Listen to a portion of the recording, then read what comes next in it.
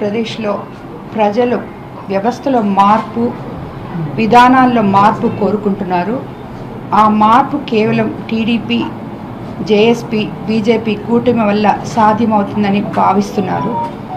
రాష్ట్ర ప్రయోజనాల దృష్టిలో ఉంచుకొని రాష్ట్ర ప్రయోజనాల కోసమే టీడీపీ, జేఎస్పీ, బీజేపీ కూటమిగా ఏర్పడ్డాయి.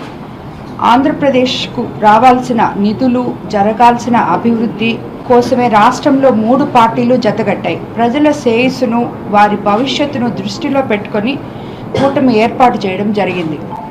సంక్షేమ పథకాలు, అభివృద్ధి పట్ల నిబద్ధత కలిగిన పార్టీ తెలుగుదేశం పార్టీ.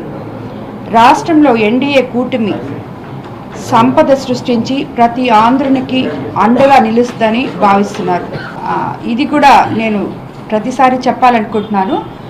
యాక్చువల్గా ఏ ఒక్కరు కూడా పార్టీలో చేరతాము అనేవాళ్ళు అభిమానంతో వచ్చి ఇప్పటి వరకు వైసీపీ అరాచక పాలన వల్ల దానికి విముక్తి కావాలని వచ్చి టీడీపీలో చేరుతున్నారే తప్పితే ఎవరు ఏది ఆశించి పార్టీలో కూడా చేరటం లేదు.